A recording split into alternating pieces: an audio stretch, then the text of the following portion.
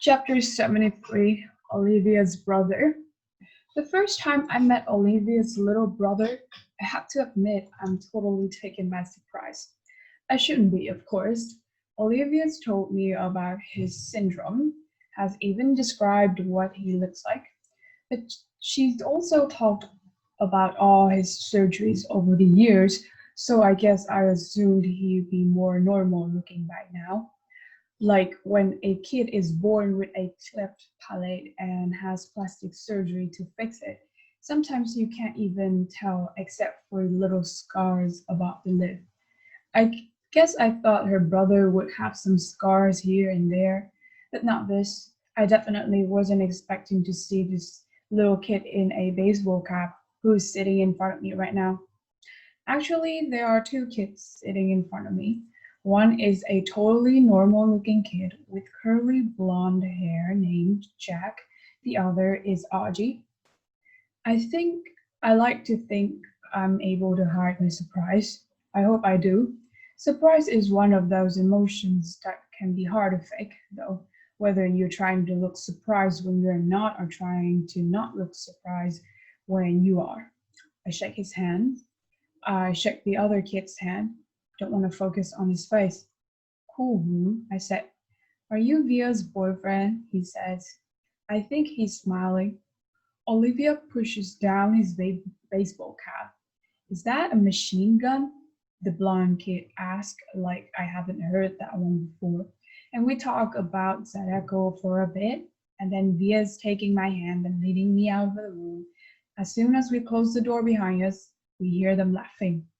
I'm from Brooklyn, one of them sings. Olivia rolls her eyes as she smiles. Let's go hang out in my room, she says. We've been dating for 2 months now. I knew from the moment I saw her, the minute she sat down at our table in the cafeteria, that I liked her. I couldn't keep my eyes off her. Really beautiful, with the olive oil skin and the bluest eyes I've ever seen in my life. At first, she acts like she only wanted to be friends. I think she kind of gives off that vibe without even meaning to. Stay back, don't even bother. She doesn't flirt like some other girls do. She looks you right in the eye when she talks to you, like she's daring you. So I just kept looking her right in the eye too, like I was daring her right back. And then I asked her out and she said yes, which rocked. She's an awesome girl and I love hanging out with her. She didn't tell me about August until our third date. I think she used the phrase a craniofacial abnormality to describe his face, or maybe it was craniofacial anomaly. I know the one word she didn't use was deformed, though, because that word would have registered with me. So, what do you think? She asked me nervously the second we were inside the room. Are you shocked? No, I lied. She smiles and looked away. You're shocked. I'm not, I assure her. He's just like what you said you'd be. She nods and plops down on her bed. Kind of cute how she still had a lot of stuffed animals on her bed. She takes one of them, a polar bear, without thinking and puts it in her lap. I sit down on the rolling chair by her desk. Her room is immaculate. When I was little, she says, there were a lot of kids who never came back for a second play date. I mean, lots of kids. I even had friends who wouldn't come to my birthdays because he would be there. They never actually told me this, but it would get back to me. Some people just don't know how to deal with RG, you know? I nod. It's not even like they know they're being mean, she adds. They were just scared. I mean, let's face it, his face is a little scary, right? I guess, I answered. Are you okay with it? She asked me sweetly. Are you not too freaked out or scared? I'm not freaked out or scared. I smile. She nods and looks down at the polar bear on her lap. I can't tell whether she believes me or not, but then she gives the polar bear a kiss on the nose and then toss it to me with a little smile. I think that means she believes me, or at least that she wants to. Chapter 74. Valentine's Day. I give Olivia a heart necklace for Valentine's Day, and she gives me a messenger bag. She's made out of floppy disks. Very cool how she makes things like that. Earrings are pieces of circuit boards. Dressing out t-shirts. Bags are oceans. She's so creative. I tell her she should be an artist someday, but she wants to be a scientist, a geneticist. Of all things, she wants to fight cutes for people like her brother, I guess. We make plans for me to finally meet her parents, a Mexican restaurant on Amherst Avenue near her house on Saturday night. All day long, I'm nervous about it, and when I get nervous, my tics come out. I mean, my tics are always there, but they're not like they used to be when I was little. Nothing but a few hot blinks now, the occasional hat pull. But when I'm stressed, they get worse, and I'm definitely stressing out about meeting her folks. They're waiting inside. When I get to the restaurant, the dad gets up and shakes my hand, and the mom gives me a hug. I give Augie a hello first punch and kiss Olivia on the cheek before I sit down. It's so nice to meet you, Justin. We've heard so much about you. My parents couldn't be nicer. Put me in it right away.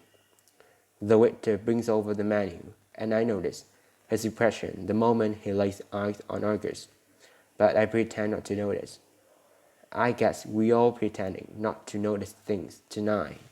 The waiter might take the way August crushes the tortilla chips on the table and spoons the crumbles into his mouth. I look at Olivia, and she smiles at me. She knows. She sees the waiter's face. She sees my taste. Olivia is the girl who sees everything. We spend the entire dinner talking and laughing.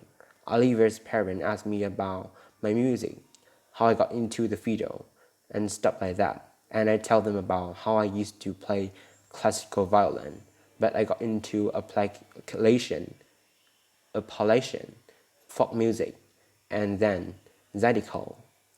And they're listening to every word like they're really interested. They tell me to let them know the next time my band's playing a gig so they can come listen. I'm not used to all the intention. To be truthful, my parents don't have a clue about what I want to do with my life. They never ask. We never talk like this.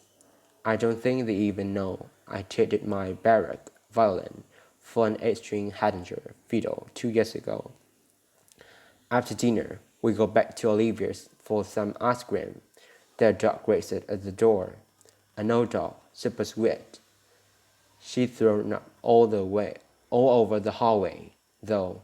Olivia's mom rushes to get paper towels, while the dad picks the dog up like she's a baby. What's up? Ugly, he says. The dog's in heaven, tongue hanging out, tail wagging, legs in the air at awkward angles.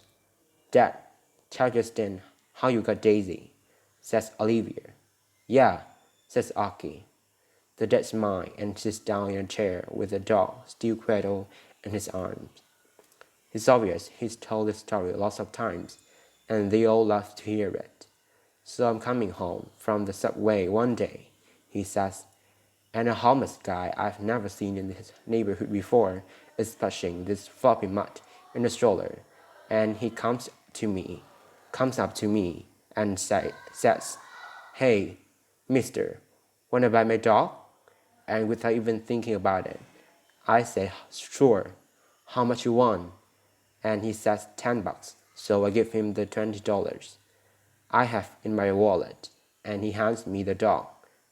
Justin, I'm telling you, you've never smelled anything so bad in your life. She stinks so much, I can't even tell you. So I took her right from there to the vet down the street, and then I brought her home. Didn't even call me first. By the way, the mom interjects as she cleans the door. to see if I'm okay with his bringing home some homeless guy dog. The dog actually looks over at the mom, like when she says this, like she understands everything everyone is saying about her. She's a happy dog, like she knows she'll luck out that day fighting this family. I kind of know how she feels. I like Auvilier's family. They laugh all a lot. They laugh a lot. My family's not like this at all. My mom and dad got divorced when I was 4, and they pretty much hate each other. I grew up spending half of every week in my dad's apartment in Chelsea, and the other half in my mom's place in Brooklyn Heights. I have a half brother who's 5 years older than me, and barely knows I exist. For as long as I can remember, I felt like my parents could hardly wait for me to be old enough to take care of myself. You can go to the store by yourself. Here's the key to the apartment. It's funny how that's a word like overprotective to describe some parents, but no word that means the opposite. What word do you use to describe parents who don't protect enough? Underprotective, neglectful, self-involved, lame, all of the above. Olivia's family tells each other, I love you all the time. I can't remember the last time anyone in my family said that to me. By the time I go home, my tics have all stopped. Chapter 75 Our Town. We are doing a play Our Town for the spring show this year. Olivia dares me to try out for the lead role, the stage manager, and somehow I get it. Total flop. Never got any lead roles in anything before. I tell Olivia she brings me good luck. Unfortunately, she doesn't get the female lead, Emily Gibbs. The pink-haired girl named Miranda gets it. Olivia gets a big part and is also the Emily understudy. I'm actually more disappointed than Olivia is. She almost seems relieved. I don't love people staring at me, she says, which is sort of strange coming from such a pretty girl. A part of me thinks maybe she blew her audition on purpose. The spring show is at the end of April. It's mid-March now, so that's less than 6 weeks to memorize my part, plus rehearsal time, plus practicing with my band, plus finals, plus spending time with Olivia. It's going to be a rough 6 weeks. That's for sure. Mr. Davenport, the drama teacher, is already manic about the whole thing. He will drive us crazy by the time it's over, no doubt. I heard through the grapevine that he'd been planning on doing the Elephant Man, but changed it to Our Town at the last minute, and that train took a week off of our rehearsal schedule. Not looking forward to the craziness of the next month and a half. Chapter 76 Ladybug. Olivia and I are sitting on her front stoop. She is helping me with my lines. It's a warm March evening, almost like summer. The sky is still bright cyan, but the sun is low, and the sidewalks are streaked with long shadows. I'm reciting. Yes, the sun's come up over 1,000 times, when summers and winters have cracked the mountains a little bit more, and the rains have brought down some of the dirt.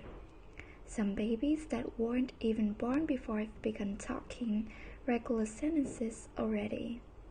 And a number of people who thought they were right young and spry have noticed that they can bound up a flight upstairs like they used to without their heart fluttering a bit. I shake my head, can't remember the rest. All that can happen in 1,000 days, Olivia prompts me, ready from the script. Right, I say, shaking my head. I sigh. I'm web, Olivia. How the heck I'm going to remember all these lines? You will, she answers confidently. She reaches out and cups her hand over a ladybug that appears out of nowhere. See? A good luck sign, she says, slowly lifting her top hand and revealed the ladybug walking on the palm of her other hand. Good luck or just the hot weather? I joke. Of course, good luck, she answered, watching the ladybug crawl up her waist. There should be a thing about making a wish on the ladybug. Augie and I used to do that with fireflies when we were little. She cupped her hands over the ladybug again. Come on, make a wish. Close your eyes. I dutifully close my eyes. A long second passes, then I open them. Did you make a wish? She asked. Yep. She smiles, uncups her hands, and the ladybug, as if on cue, spread its wings and flits away. Don't you want to know what I wish for? I asked, kissing her.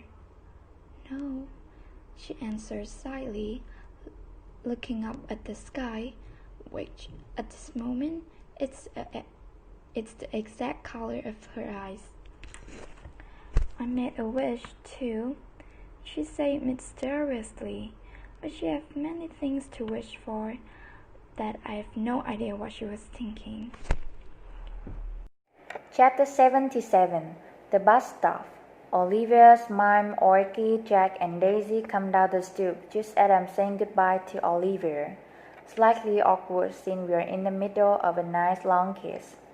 Hey guys, said the mom, pretending not to see anything, but the two boys are giggling. Hi, Mrs. Pullman. Please call me Isabel. Justine, she said again. It's like the third time she told me this, so I really need to start calling her that. I'm heading home, I say, as if to explain. Oh, are you heading to the subway? She said, following the dog with a newspaper. Can you walk Jack to the bus stop? No problem. That okay with you, Jack? The mom asked him, and his rock. Justine, can you stay with him till the bus comes? Of course. We don't say our goodbyes. Olivia winks at me. You don't have to stay with me, says Jack as we walking up the block. I take the bus by myself all the time. Orchid's mom is way too overprotective. He's got a low, gravelly voice, like a little tough guy. He kind of looks like one of those little racial kids in old black and white movies, like he should be wearing a newsboy cap and knickers. We get to the bus stop, and the schedule says the bus will be there in 8 minutes. I will wait with you, I tell him, after you. He shrugs. Can I borrow $1? I want some gum. I fish $1 out of my pocket and watch him cross the street to the grocery store on the corner. He seems too smart to be walking around by himself somehow. Then I think how I was that young when I was taking the subway by myself. Way too young. I'm going to be an overprotective dad someday. I know it. My kids are going to know I care. I'm waiting there a minute or two when I notice 3 kids walking up the block from the other direction. They walk right past the grocery store, but one of them looks inside and notices the other 2. And they all back up and look inside. I can tell they are up to no good, or elbow each other laughing. One of them is Jack Cage, but the other 2 look much bigger, more like teens. They hide behind the fruit stand in front of the store, and when Jack walks out, they trail behind him, making loud throughout noises. Jack casually turns around at the corner to see who they are, and they run away, high-fiving each other and laughing little joke. Jack crosses the street like nothing happened, and stands next to me at the bus stop, blowing the bubble. Friends of yours, I finally say. Huh, he said. He's trying to smile, but I can see he's upset. Just some joke from my school, he said. A kid named Julian and his 2 Glorias. Henry's and mine's. Do they bother you like that a lot? No, they have never done that before. They would never do that in school. They would get kicked out. Julian lives 2 blocks from here, so I guess it was just bad luck running into him. Oh, okay, I nod. It's not a big deal, he assures me. We both automatically looked at a Masford Avenue to see if the bus is coming. We are sort of inward, he said after a minute. as if that explained everything. Then he pulled out his crumb piece of blue leaf paper from his jean pocket and gave it to me. I unfolded it, and it's a list of names in 3 columns. He turned the whole grade against me, said Jack. Not the whole grade, I pointed out, looking down at the list. He left me the notes in my locker that say stuff like everybody hates you. You should tell your teacher about that. Jack looks at me like I'm an idiot and shakes his head. Anyway, you have all these neutrals, I say, pointing to the list. If you get them on your side, things will even up a bit. Yeah, well, that's really going to happen, he says sarcastically. Why not? He shot me another look like I'm absolutely the stupidest guy he ever talked to in the world. What? I say. He shakes his head like I'm hopeless. Let's just say, he said, I'm friends with someone who isn't exactly the most popular kid in the school. Then it hits me. Why is he not coming out and saying August? This is about or he is being friends with August, and he doesn't want to tell me because I'm his sister's boyfriend. Yeah, of course, makes sense. We see the bus coming down a Masford Avenue. Well, just hang in there. I tell him, handing back the paper. Middle school is about as bad as it gets, and that it gets better. Everything will work out. He shrugged and shoved the list back into his pocket. We wave by and he gets on the bus, and I watch it pull away. When I get to the subway station 2 blocks away, I see the same 3 kids hanging out in front of the baker place next door. They are still laughing and joking each other like they are some kind of gangbangers. Little rich boys in expensive skinny jeans acting tough. Don't know what possesses me, but I take my glasses off, put them in my pocket, and tuck my fiddle case under my arms, so the pointy side is facing up. I walk over to them, my face scrunched up, me looking. They look at me, laughs dying on their lips. When they see me, I scream corns at odd anger. Joe, listen up. Don't mess with Jack, I say really slowly, gritting my teeth, my voice on Clint Eastwood, tough guy. Mess with him again and you will be very sorry. And then I tap my fiddle case for effect. Got it? They nod in unison. Chapter 78 Rehearsal. The play is taking up most of my time as we get closer to the opening night. Lots of lines to remember, long monologues where it's just me talking. Olivia had this great idea, though, and it's happening. I have my fiddle with me on stage and play it a bit while I'm talking. It's not written that way, but Mr. Davenport thinks it adds an extra foxy element to have the stage manager plucking on a fiddle. And for me, it's so great because whenever I need a second to remember my next line, I just start playing a little soldier's joy on my fiddle and it buys me some time. I have gotten to know the kids in the show a lot better, especially the pink-haired girl who plays Emily. Turns out she not nearly as stuck up as I thought she was. Given the crowd she hangs out with, her boyfriend's this built jock who's a big deal on the varsity sport circuit at school. It's a whole world that I have nothing to do with, so I'm kind of surprised that this Miranda girl turns out to be kind of nice. One day we are sitting on the floor backstage waiting for the tech guys to fix the main spotlight. So how long have you and Olivia been dating? She asks out of the blue. About 4 months now, I say. Have you met her brother? She says casually. It's so unexpected that I can't hide my surprise. You know Olivia's brother? I ask. Via didn't tell you? We used to be good friends. I have known Augie since he was a baby. Oh yeah, I think I knew that, I answered. I don't want to let on that Olivia had not told me any of this. I don't want to let on how surprised I am that she called her Via.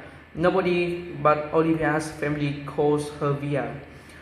And here this pink-haired girl, who I thought was a stranger, is calling her Via. Miranda laughs and shakes her head, but she doesn't say anything.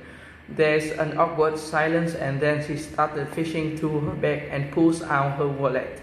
She riffles through a couple of pictures and then hands one to me. It's of a little boy in a park on a sunny day.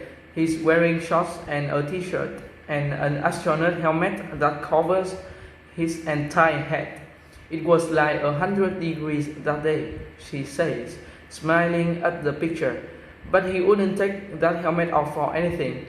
He wore it for like 2 years straight, in the winter, in the summer, at the beach. It was crazy. Yeah, I have seen pictures in Olivia's house. I'm the one who gave him that helmet, she says. She sounds a little proud of that. She takes the picture and carefully inserts it back into her wallet. Cool, I answered. So, are you okay with it? She says, looking at me. I look at her blankly. Okay with that? She raises her eyebrows like she doesn't believe me. You know what I'm talking about, she says, and takes a long drink from her water bottle. Let's face it, she continues, the universe was not kind to Augie Pullman. Chapter 79 Bird. Why didn't you tell me that you and Miranda Nevers used to be friends? I say to Olivia the next day. I'm really annoyed at her for not telling me this. It's not a big deal, she answers defensively, looking at me like I'm weird. It is a big deal, I say. I looked like an idiot. How could you not tell me? You've always acted like you don't even know her.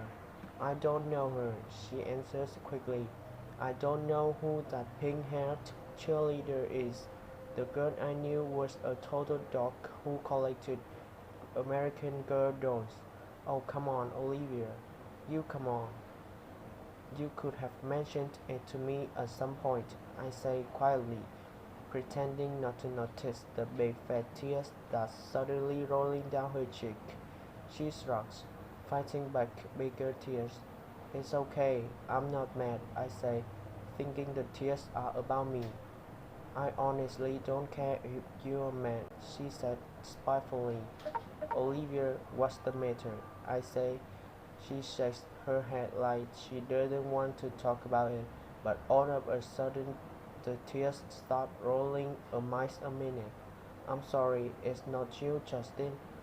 I'm not crying because of you, she finally said through her tears. Then why are you crying? Because I'm an awful person. What are you talking about? She's not looking at me, wiping her tears with the palm of her hand. I haven't told my parents about the show, she said quickly. I shake my head because I don't quite get what she's telling me.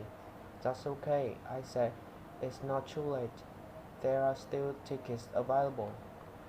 I don't want them to come to the show, Justin, she interrupts impatiently. Don't you see what I'm saying? I don't want them to come. If they come, they bring Augie with them, and I just don't feel like.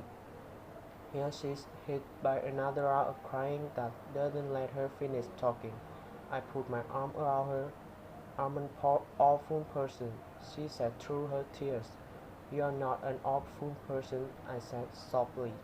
Yes, I am, she sobs. It's just been so nice being in a new school where nobody knows about him, you know. Nobody whispering about it behind my back. It's just been so nice, Justin. But if he comes to the play, then everyone will talk about it. Everyone will know. I don't know why I'm feeling like this. I swear I've never been embarrassed by him before. I know, I say, soothing her. You're entitled, Olivia. You've been dealt with a lot of your whole life. Olivia reminds me of a bird sometimes, how her feathers get all ruffled when she's mad. And when she's fragile like this, she's a big lost bird looking for its nest, so I give her my wing to hide under. Chapter 80 The Universe. I can't sleep tonight. My head is full of thoughts that won't shut up. Lines from my memory loss. Elements from the periodic table. I'm supposed to be memorizing theorems. I'm supposed to be understanding. Olivia, Aki. Miranda's work keep coming back. The universe was not kind to Aki Pullman. I'm thinking about that a lot. Everything it means. She's right about that. The universe was not kind to Aki Pullman. What does that little kid ever do to deserve his sentence? What does a parent do? Or Olivia? She once mentioned that some doctor told her parents that the odds of someone getting the same combination of syndromes that came together to make Aki's face were like 1 in 4 million. So doesn't that make the universe a giant lottery then? To purchase a ticket when you're born. And it's all just random whether you get a good ticket or a bad ticket. So check it out. My head was on this, but then soccer tossed me through, like a feather turd on a major chart. No, it's not all random. If it is really what all random, the universe would abandon it completely. As the universe doesn't, it takes care of its most fragile creation in ways we can't see. Like with parents who adore you blindly, and a big sister who feels guilty for being human over you, and a little wavy voiced kid whose friend have left him over you, and even a pink-haired girl who carries your picture in her wallet. Maybe it is a lottery, but the universe makes it all even out in the end. The universe takes care of its bird.